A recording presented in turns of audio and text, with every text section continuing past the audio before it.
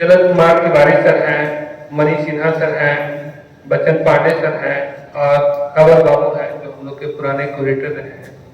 और सबसे बड़ी बात है कि यह जो आयोजन हो रहा है लंबे समय के बाद हो रहा है, तो इसके लिए शिव कुमार मिश्रा सर का बहुत बहुत आभार है कि जो नवादा म्यूजियम में खास करके इस तरह का आयोजन हो रहा है।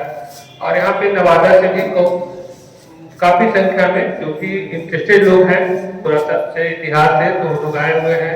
और इसके अलावा बिहार भर से कई क्षेत्रों से देख रहे हैं कि जो लोग आए हुए हैं, जो मैंने इंटरेस्ट ही दिखाता है कि पुरातत्व के प्रति इनका गहरा इंटरेस्ट है।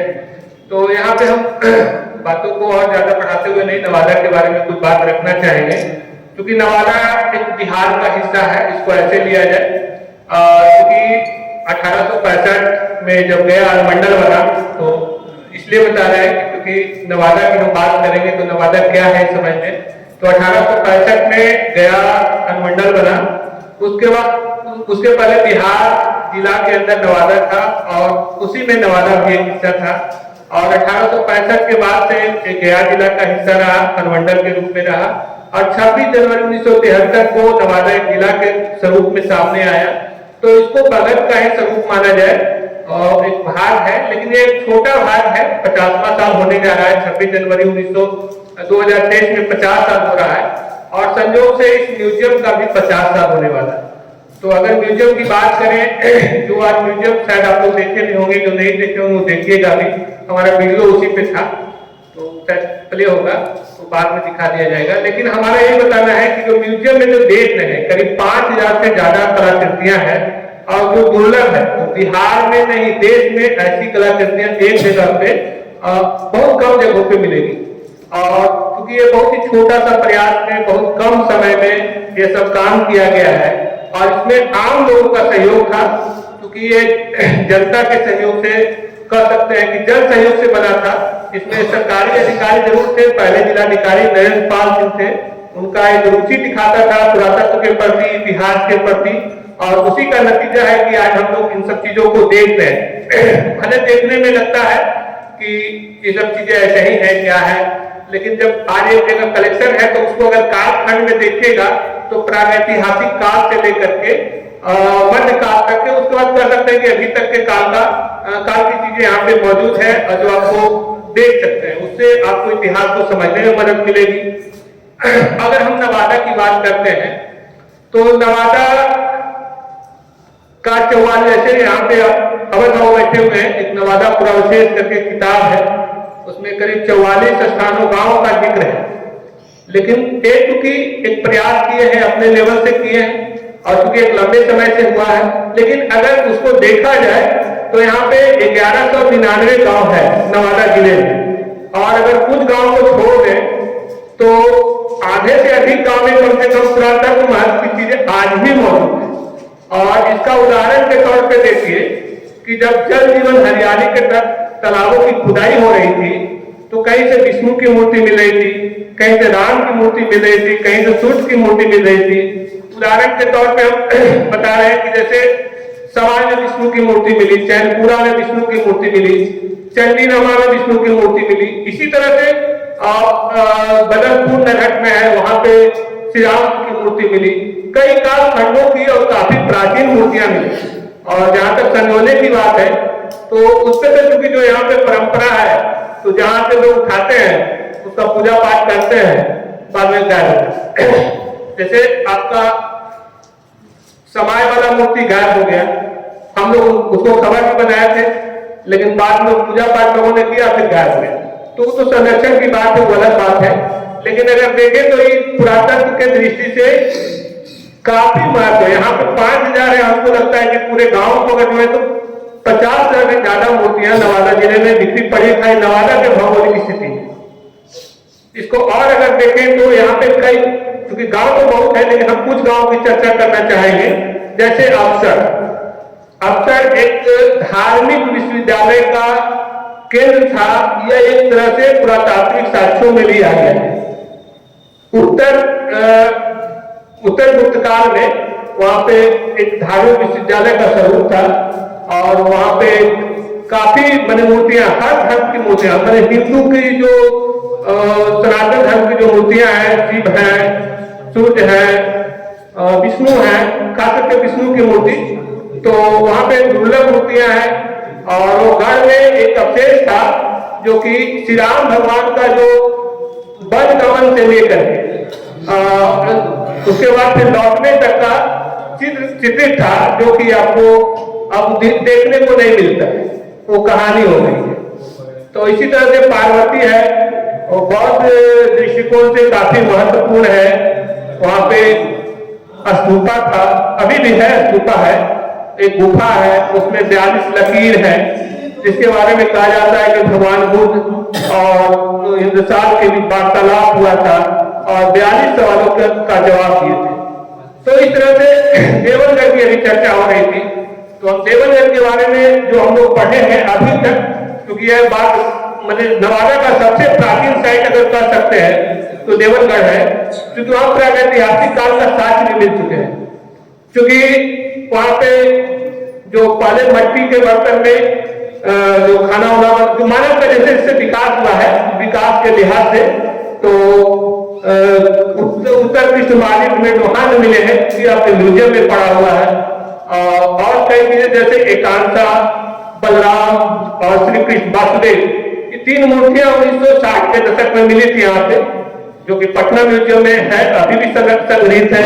और वो 1वीं सदी का है, जब से सदी अपना शुरू हुआ 1वीं सदी का है। तो ये तो पौराणिक बातें आ चुकी है।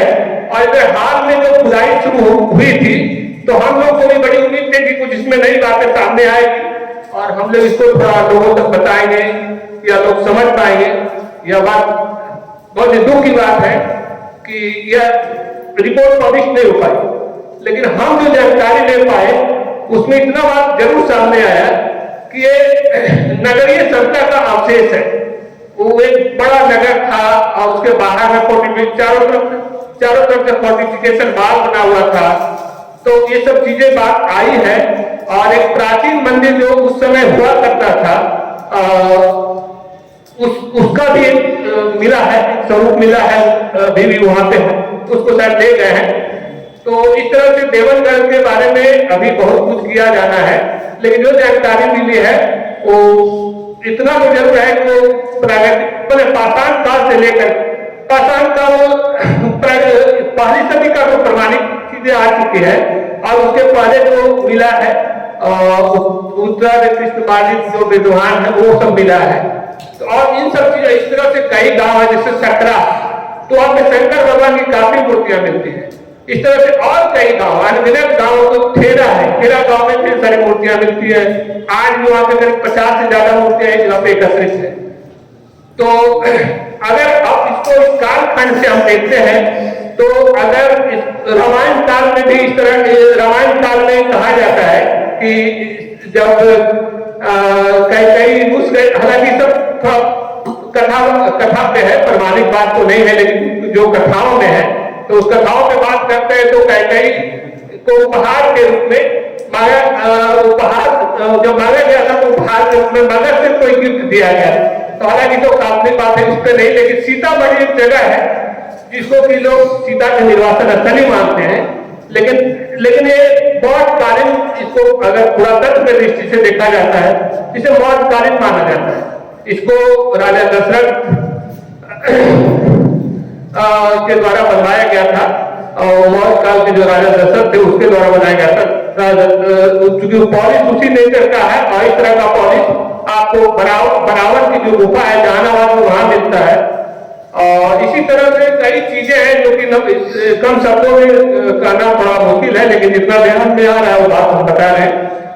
और इसको देखें तो मौर्य काल से लेकर के उसके बाद 7वीं शताब्दी में भी आपका अफसर का जो विश्वविद्यालय था उसका मिला है।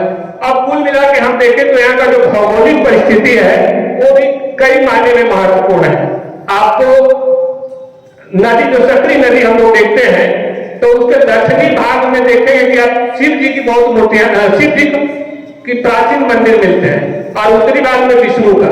तो इसको अगर हम लोग इस तरफ से देखते हैं तो ये आज और अनाज के रूप में माना जाता है, क्योंकि हम सभी जानते हैं कि अनाज जो भगवान शिव की पूजा करते हैं और आज लोग भगवान विष्णु की पूजा करते हैं। तो अगर आप देखेंगे जो नवादा के लोग होंगे तो देखेंगे कि जमवामा के उत्तरी दिशा में ज्यादातर विष्णु की प्रतिमाएं मिलती हैं और जमवामा के बाद का जो दक्षिणी साइड है, घोड़सिम्मा है या फिर और कई है, पेट्रोल जलप्रपात के सभी शिव मंदिर है, तो आप देखेंगे कि भगवान शिव की प्राचीन प्रतिमाएं मिलती है। तो इस तरह से कई तरह से नवादा महत्वपूर्ण है।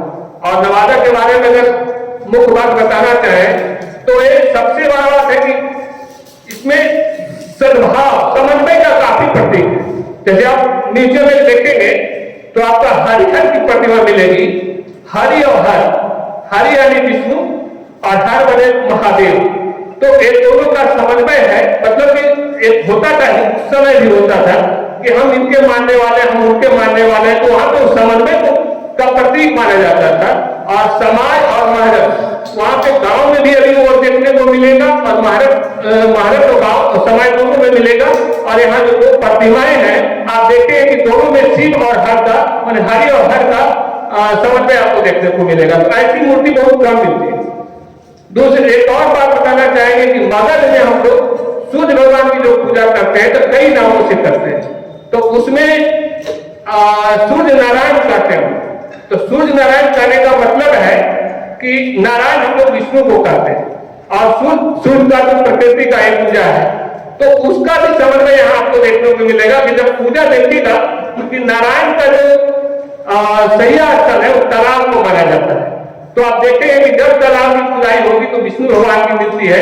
तो इस तरह से सूर्य नारायण कई चीज है जो कि यहाँ पे अध्ययन करने की जरूरत है, विस्तार से पढ़ने की जरूरत है। और ये जितनी बातें हम बोल रहे हैं कि हम भी कोई विद्वान तो है नहीं, किताबों से लोगों से जान बूझ के जो समझ पाए हैं उनके हिसाब से बात कर रहे हैं। तो और जो पुराने जो यहाँ पे आपका चीनी यात्री पाया जो कि कई मैंने जो भी पुरातात्विक साहित्य है पुराना रेफरेंस लिया जाता है, उन्होंने नवादा का जिक्र किया है, वेद साहब ने जिक्र किया है, बुकानंद ने कपोलक के बारे में जिक्र किया जो इसका कपोलक को हम लोग सीधा शीतल झरना से मानते हैं, लेकिन वो शीतल झरना नहीं है, वहां पे पाषाण कालीन उपकरण मिले।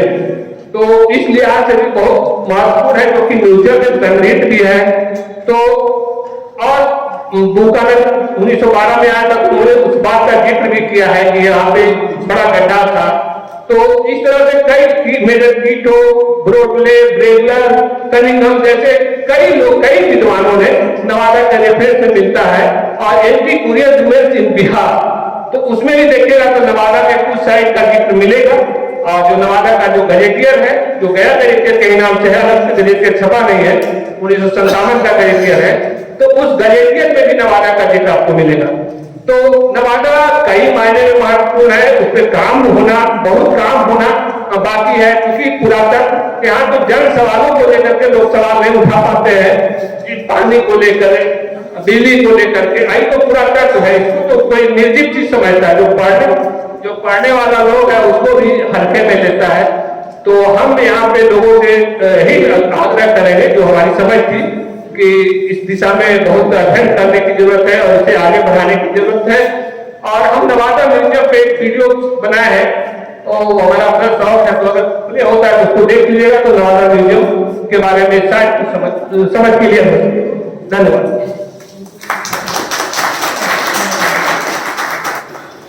बहुत बहुत धन्यवाद।